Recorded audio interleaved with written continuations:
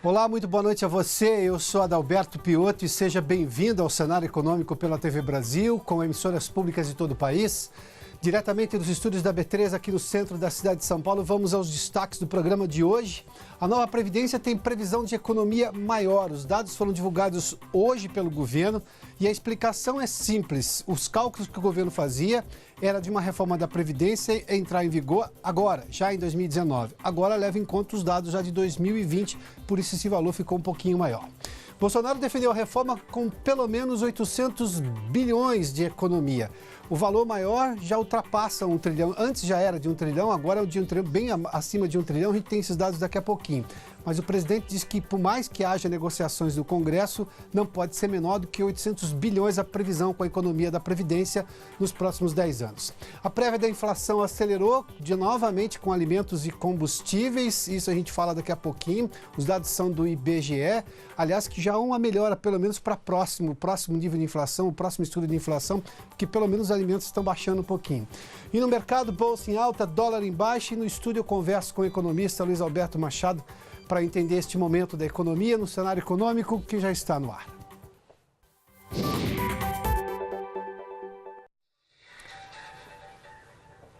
O governo apresentou hoje um novo estudo sobre a previsão de economia com o projeto da nova Previdência, que já está no Congresso, já passou pela Comissão de Constituição e Justiça.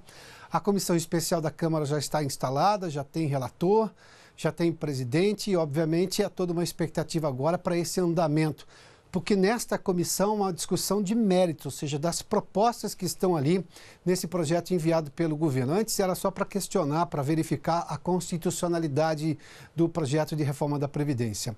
E nesse novo cálculo o governo refez, na verdade, porque leva em conta a lei de diretrizes orçamentárias, o projeto, pelo menos para 2020, porque antes a ideia inicial era tentar fazer com que a reforma da Previdência passasse a valer já em 2019. Esse novo cálculo leva em conta o ano de 2020. O que o governo já conta aí com, digamos, uma negociação que deve terminar na Câmara, pelo menos até o recesso de julho, a votação na Câmara e depois, no segundo semestre, a votação no Senado dessa reforma da Previdência. Vamos dar uma olhadinha nesses números que o estudo foi apresentado hoje pela equipe econômica. Em 10 anos, a previsão de economia com a reforma da Previdência, até porque hoje nós temos um nó fiscal em relação à Previdência, gasta-se mais com a Previdência do que se arrecada, e quando o governo gasta mais com Previdência, porque tem que pagar um direito constitucional, a aposentadoria, o governo tira dinheiro de outras áreas. Vamos lá. A previsão agora é de 1 trilhão 236 bilhões em 10 anos. A previsão anterior era um pouquinho abaixo disso, 1 trilhão e 70 bilhões, em torno disso, né? O que se tem agora com os dados apresentados pelo governo é que no regime geral a economia seria em torno de quase 808 bilhões de reais. O regime geral é de todos os trabalhadores do setor privado. O rural é de 92 bilhões, 92,4 bilhões. O de servidores públicos, a economia gerada seria de 222 bilhões e meio. E o benefício de progressão continuada, 34 bilhões ao longo tudo isso dos 10 anos. Detalhe é que muita coisa pode ser mexida nesse projeto, porque, obviamente, algumas coisas os parlamentares já têm quase como pacificado. A questão do trabalhador rural e do benefício de progressão continuada. Mas a gente já fala disso. Antes, vamos a Brasília. O Paulo Leite, obviamente, está acompanhando toda essa movimentação, tanto do governo quanto do Congresso, em relação a esse novo passo agora da reforma da Previdência. Paulo, boa noite. Bem-vindo aqui ao Cenário Econômico. Oi, Piotr, boa noite para você, boa noite para todo mundo. A comissão especial, portanto, foi instalada hoje, ela tinha sido criada ontem, foi instalada hoje, mas agora o começo efetivo dos trabalhos só a partir do dia 7 de maio, daqui a 12 dias, portanto. Presidente e relator também foram escolhidos hoje. O presidente já havia sido apontado aí pelos líderes partidários, pela maioria dos líderes partidários. Houve eleição, foi referendado aí na eleição e também o relator foi escolhido por ele. Relator, deputado Samuel Moreira, do PSDB de São Paulo, presidente, deputado Marcelo Ramos, do PR do Amazonas. A gente conversou com o relator há pouco, hoje à tarde, e ele disse aí qual vai ser a base desse projeto, né, desse relatório que ele pretende construir ao longo aí da comissão especial. Vamos ouvir aí o que ele disse. Nós não faremos nada que não tenha uma razão de ser, que não tenha uma explicação do ponto de vista fiscal, do ponto de vista social. Nós precisamos simular cada detalhe para ver os custos dessas alterações. Nós precisamos ter responsabilidade fiscal e social.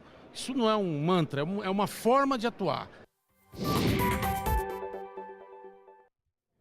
A comissão especial é formada por 49 titulares e 49 suplentes. E para aprovar o texto na comissão especial é preciso ter o voto de 25 desses 49 aí, deputados titulares. E essa, como você explicava aí, né, Piotr, é a fase de sugerir mudanças no texto, no conteúdo, no mérito aí da proposta que foi enviada pelo Palácio do Planalto aqui para o Congresso Nacional. Agora, 2 pontos são consensuais, praticamente consensuais, mesmo entre aqueles deputados que apoiam a reforma. As mudanças no BPC, o benefício de prestação continuada, e também na aposentadoria rural. As sugestões, portanto, que vieram lá do governo de mudar o benefício de prestação continuada e também a aposentadoria rural, esses 2 trechos não devem passar por aqui.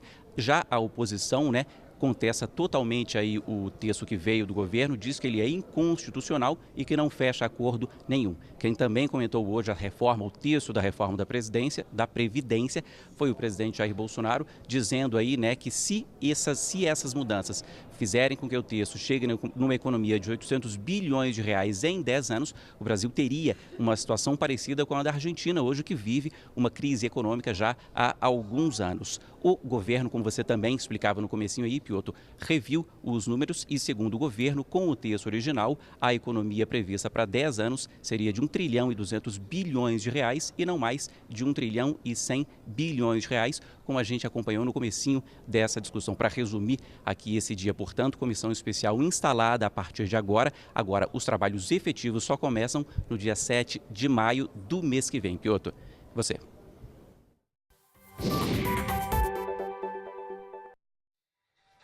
Muito obrigado, Paulo. Bom, o relator aí fez menção à responsabilidade fiscal e responsabilidade social. Uma está absolutamente ligada à outra, porque se a gente tiver um problema fiscal gigantesco, o governo perde todo o poder de fazer investimento na economia, aplicação em outras áreas e, claro, gera uma crise gigantesca. Ou seja, a questão social está intrinsecamente ligada à questão fiscal também, sobretudo nesse caso da Previdência. Só relembrando, o Paulo fez menção aqui, a proposta original está aqui, olha, homens 65 anos, mulheres 62 anos, e os trabalhadores rurais passam a ter 60 anos, com tempo mínimo de contribuição de 20 anos. A questão dos trabalhadores rurais provavelmente deve cair nessa discussão na Comissão Especial da Câmara, porque são dois, esse assunto e este outro assunto aqui do benefício de progressão continuada, que a nova proposta queria, na verdade, antecipar o valor para R$ 400 já a partir de 60 anos, mas não, tudo deve continuar exatamente como é. Aos 65 anos recebe-se um salário mínimo. Essas 2 mudanças não devem passar e, portanto, devem continuar como existe hoje, porque parece quase que uma posição, pelo menos de maioria, não é absoluta, mas não é de totalidade, mas é uma maioria absoluta ali que está defendendo a não alteração desses 2 pontos. Bom, vamos seguir aqui, porque obviamente isso trouxe repercussão no mercado financeiro. Ontem teve muita especulação, porque não teve nenhuma grande novidade de ontem para hoje em relação à questão política doméstica, nem internacional, para justificar aquela queda expressiva da Bolsa ontem, alta expressiva do dólar. Hoje a Bolsa subiu 1,59%, a máxima de 96 mil, muito próximo aqui, exatamente ao teto, aqui 96.552 pontos. As ações que tiveram alta, Petrobras, Banco do Brasil, Bradesco e Itaú, à exceção da Vale, mas as mineradoras todas no mundo hoje tiveram queda, então não é exatamente um movimento local. E o que a gente viu o dólar começar hoje com uma queda de 0,76 a R$ 3,95, exatamente na mínima de hoje de 3,95, a máxima foi a 4, hoje passou aquela barreira psicológica dos 4 e isso obviamente chama muito a atenção. A cotação do petróleo hoje é $74, uma leve queda do tipo Brent e o tipo WTI também a $65. Vale só dizer que o petróleo ainda continua muito alto, o dólar amainou um pouquinho a alta, mas ainda assim isso pode implicar um custo maior dos combustíveis no Brasil, porque a Petrobras repassa os preços do mercado internacional para o mercado interno, e isso foi uma das razões para a gente ter um IPCA 15 uma das razões, obviamente, de um IPCA 15 ainda aquecido. Agora, no mês de abril, ou seja, os 15 últimos dias de março e os primeiros 15 dias de abril, a alta foi de 0,72 nessa prévia da inflação. Março foi de 0,54, abril foi de 0,21, ou seja, no ano, abril do ano passado, para você ter uma ideia como que este abril está mais, a inflação está muito mais forte do que no ano passado. No ano, o acumulado é de 1,91%, em 12 meses, 4,71%. Só para ver aqui, transporte subiu 1,31%. É quase um terço da inflação, está aqui, 0,24 ponto percentual da inflação desse IPCA 15. Combustíveis com alta de 3%, a gasolina subiu 3,22%. Só a gasolina tem 0,14 daquele pouco mais de 0,7 que a gente viu da inflação desse mês. E também os alimentos. Aqui tem uma questão climática muito forte. Aqui o tomate subiu 27%, carnes 1,5%, frutas 3,36%. O feijão baixou. Bom, eu vou à feira, como muita gente faz nesse país, vou ao supermercado também e já vi algumas frutas e algumas hortaliças já baixando de preço. Ou seja, o tomate, por exemplo, começou a ceder muito pouquinho, mas já está cedendo. As frutas também, ou seja, isso pode ter um impacto menor na inflação fechada do mês inteiro agora, do mês de abril, que a gente vai ter logo no comecinho do mês de maio. Bom, vamos falar sobre um outro assunto, porque, claro, a economia ainda tem dificuldades e a confiança do consumidor está sofrendo abalos. O Maurício de Almeida está conosco no Rio de Janeiro e tem informações sobre uma nova pesquisa sobre a confiança do consumidor. Maurício, boa noite. Olá, Piotr, boa noite. Pois é, o consumidor está meio com o pé atrás, colocando ali um pé no freio, literalmente, nesta confiança, com medo de ir às compras e gastar. O levantamento realizado pela Fundação Getúlio Vargas indicou que agora, no mês de abril, o índice de confiança do consumidor caiu 1,5 ponto em relação ao mês de março. Ele passou de 91 para 89,5 pontos no acumulado. Esse é o menor índice desde outubro do ano passado, quando a confiança do consumidor atingiu 85,4 pontos. Lembrando que essa pesquisa da Fundação Getúlio Vargas, ela tem uma taxa que varia de 0 a 200. E sempre quando fica abaixo de 100 o resultado, isso indica que o consumidor está pessimista. É o que está acontecendo nesse momento com esse índice de 89,5 pontos. Lembrando que nos últimos 3 meses, fevereiro, março e abril, o índice de confiança do consumidor, segundo a Fundação Getúlio Vargas, caiu 7,1 pontos nesse trimestre imóvel. Quando se fala na expectativa para o futuro, o índice registrou a maior queda agora no mês de abril. O consumidor para os próximos 6 meses está menos confiante. Esse índice registrou uma queda de 2,7 pontos. Segundo os pesquisadores da Fundação Getúlio Vargas, isso acontece devido à demora na retomada do aquecimento da economia e também por causa do alto índice de desemprego. Quem está desempregado não tem confiança, obviamente, para ir às compras, e quem está empregado fica com aquele receio de correr o risco de perder o emprego. Por isso, o índice de confiança do consumidor mantém essa perspectiva de baixa, de acordo com a Fundação Getúlio Vargas. Isso é muito preocupante para a economia, já que o consumo das famílias é fundamental para o aquecimento do produto interno bruto brasileiro.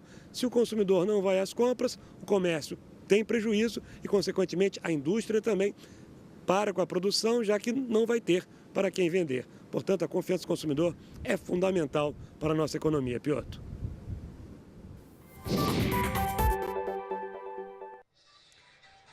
Muito obrigado, Maurício. Bom, a gente tem, nesses últimos meses aí, inflação subindo, sobretudo com o preço de alimentos e de combustíveis. A gente viu agora no IPCA 15 também, mas a gente viu na inflação de março e também de fevereiro.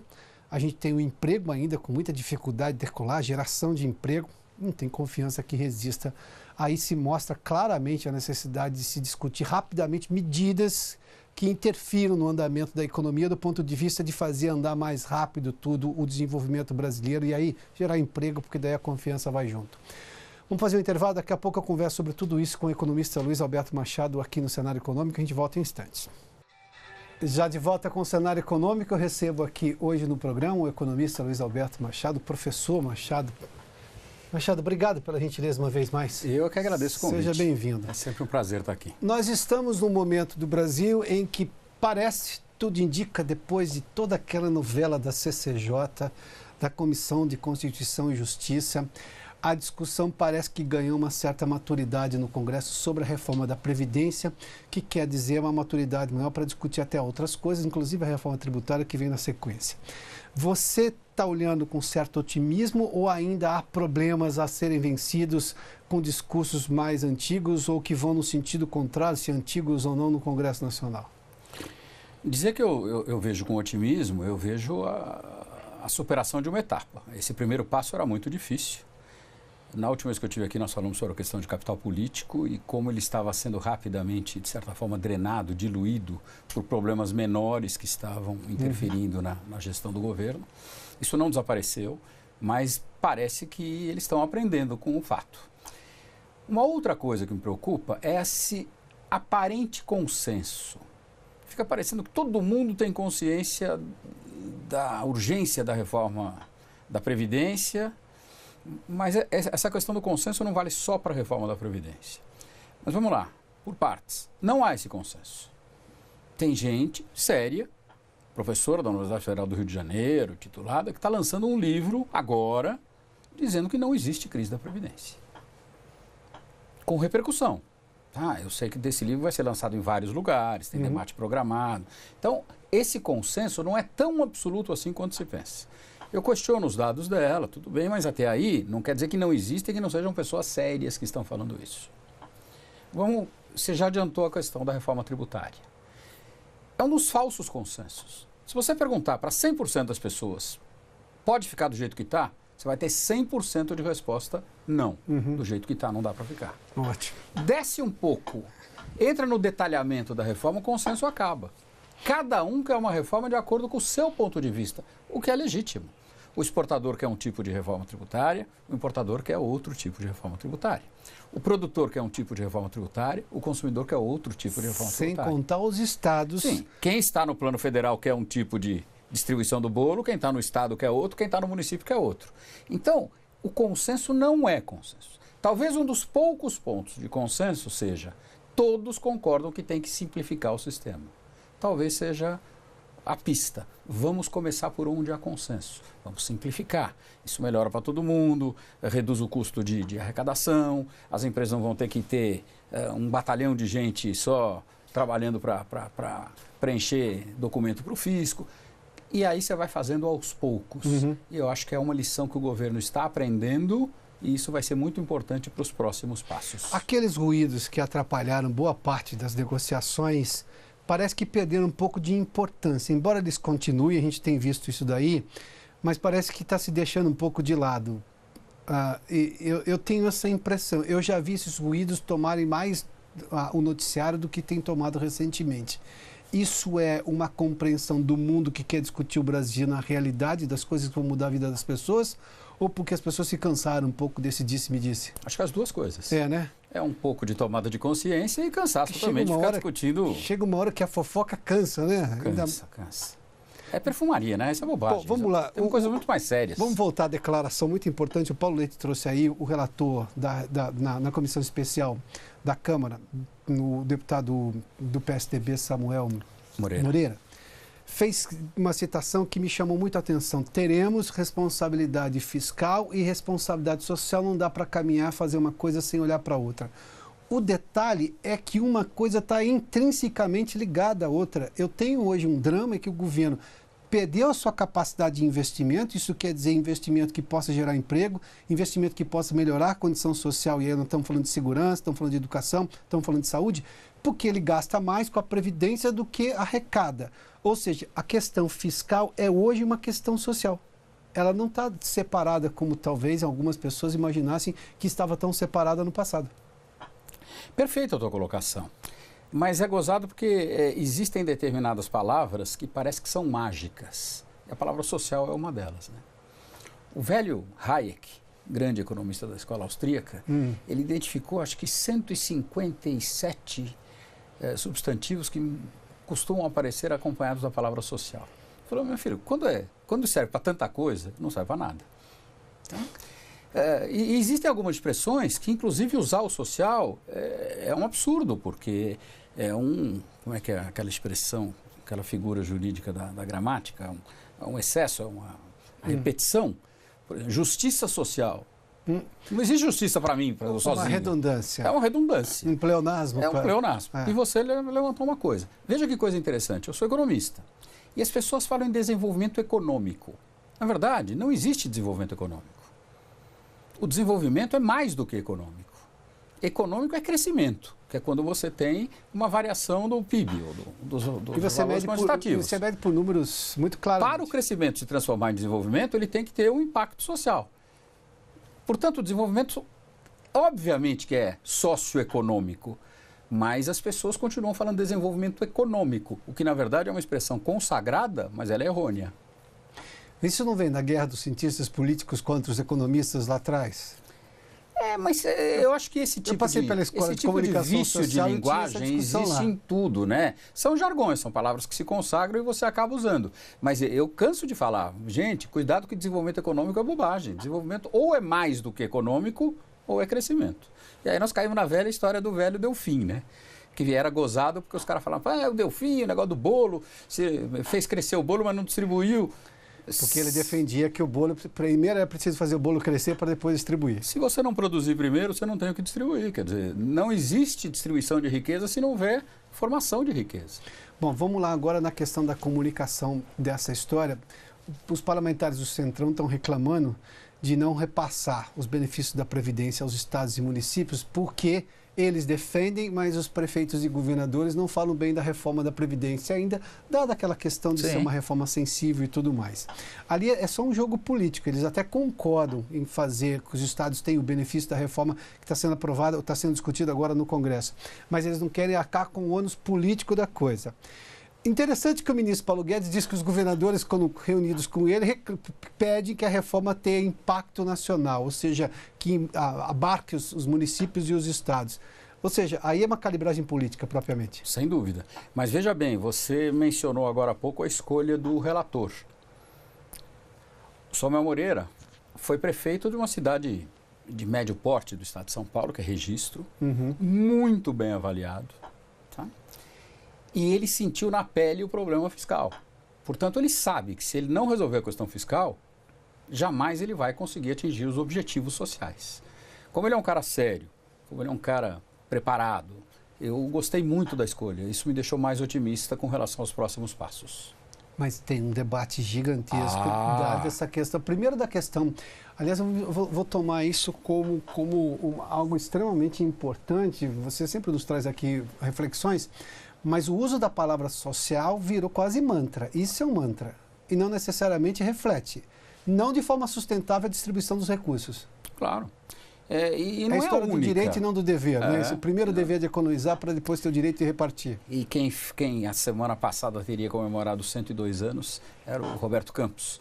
E o Roberto Campos era um que se batia muito em cima disso. Ele falava assim, estamos caminhando para coisas que são inalcançáveis. E ele falava isso desde a época da Constituição. Ele falou, vocês estão comemorando a Constituição, quando na verdade isso daqui é uma loucura. Isso daqui vai colocar o Brasil num dilema insuperável. Ele estava coberto de razão. E a gente consegue avançar nesse debate, inclusive dessas questões terminológicas, ou seja, de termos usados com uma finalidade que não necessariamente conseguem se justificar nos números? Cai em Orwell, né? É uma questão política. Eu acho que isso vai mostrar até que ponto nós estamos tendo efetivamente um avanço, não apenas um avanço da maturidade geral, mas da própria participação da população. Eu acho que esse é um fato importante. A população vai cobrar. Se ela sentir que os caras estão jogando para si mesmos, ela vai cobrar. Que eu vejo o ministro da Economia hoje tem tom professoral e é extremamente rápido em dizer e responder coisas. Isso ajuda nesse processo. Sem dúvida. E ele é muito sincero quando ele fala. Não quer que faça? Então de quem que vocês querem que eu tire? Não quer que tire daqui? Tem que tirar de alguém, porque não dá para todo mundo. Essa é a realidade. Porque o dinheiro é finito, eu acho que todo mundo sabe. Isso aí se aprende cedo.